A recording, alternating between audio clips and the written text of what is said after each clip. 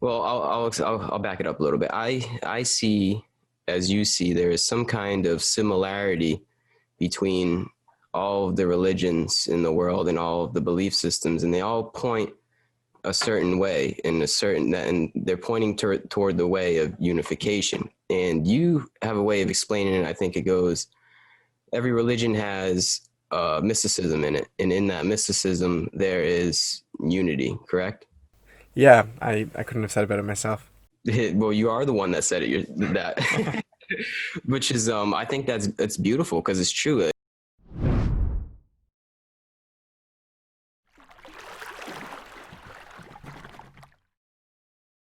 Yeah, yeah, that is true, man. It seems like we need to lose our way in order to find it. Like if we were always found all the time, then we wouldn't really know. How do I phrase this? If we always, I guess unity wouldn't be so special if we didn't feel any disconnect. Like if we were always unified and that's how we felt all the time, yeah, it would seem like we're just not on that flow. It's like a balancing act in a way, that yin and the yang. For sure, yeah. I mean, it's. I think this is like a basic idea that runs through a lot of philosophy of language, and this idea how like if there was no summer, there would be no such thing as winter. If there was no night, there would be no such thing as day. Like we need the polarity and the antinomy to create any meaning at all. Because of that, you don't see a world that's completely unified. Like, do you think that's too ideal? So I'm very much about unity. Like my whole project is Seekers of Unity, but if I had like more space to add more to the title, I don't think unity itself cuts it. I think there's like a better expression which is unity in diversity. And there's an old idea that runs through a lot of ancient myths. I'll just give you the Kabbalistic version because it's the one I know best. The idea is that before this entity, the unified all that we call God in the West, creates the world, God is already unified. And God is already sort of perfect in God's being and doesn't need anything to be more like perfect than it already is. And then the Kabbalists ask a question, so then why did God create the world? And the answer is because there was something lacking in God's perfection, in God's perfect unity.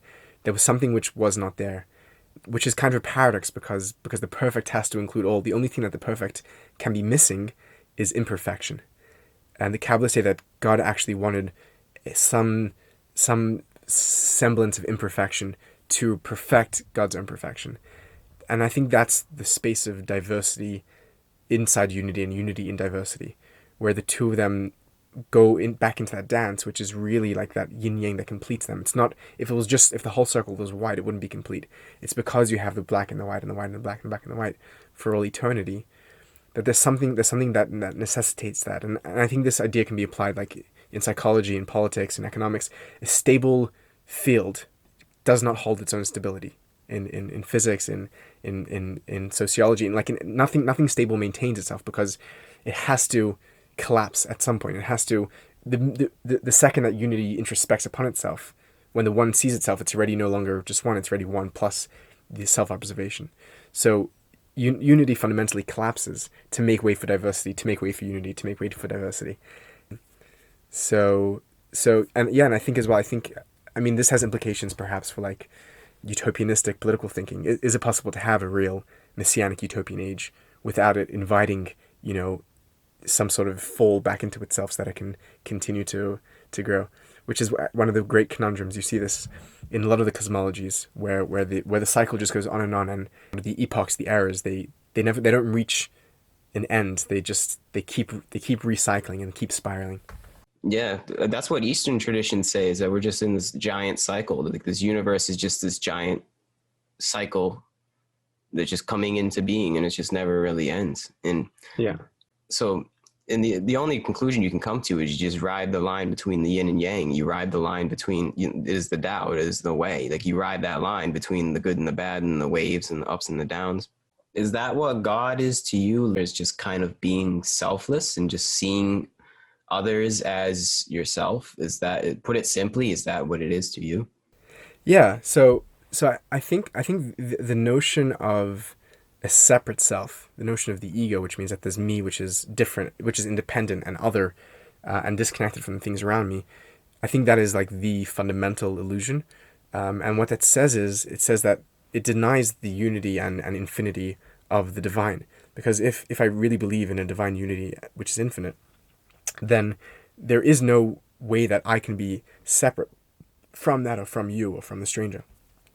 So I do think that God is the term that we use to describe this infinite unified reality, and it's precisely our perception of me being something other than that, something separate than that, that holds me back from experiencing that, and that creates all kinds of really crazy situations, like things like fear and anger and anxiety and guilt and jealousy. Like those all emerge from that lie of a separate self, from the lie of ego.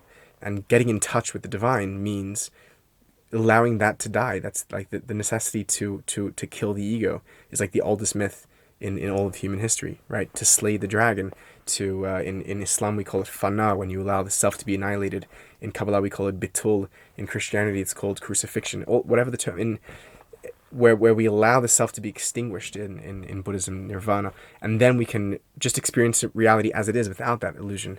And that's the experience of the divine. And I think that experience is not one which is foreign to us. I think in moments of love and ecstasy and rapture and aesthetic, beauty, we lose ourselves, right? That's the term we use, and the reason we use that term is because we literally lose that sense of self, which is other than whatever we're engaging with, and we become one with that thing. And the bliss in those moments, the bliss in love, the bliss in music, the bliss in dance, the bliss in psychedelics is when we let go of that illusion and allow ourselves to be immersed in the totality of reality, and that reality is fundamentally blissful, and that's the core teaching, right? I think these teachings are so ubiquitous. I mean, you could literally say that same paragraph. You could translate that with entirely into Muslim words, entirely into Jewish words, entirely into Hindu words, entirely into and with the same exact message is just so, and it's so real. It's so evident. Yeah, like our true being, our true essence is just peace. Yeah, it's something that we've lost.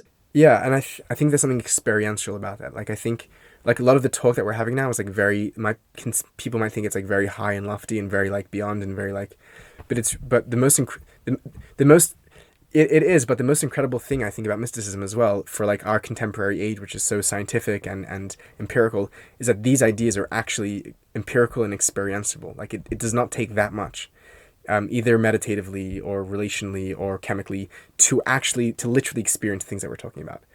And that really blows my mind. The how close these ideas are, and how actually experientiable and empirical they are, is something which I think the world is still struggling to come to terms with.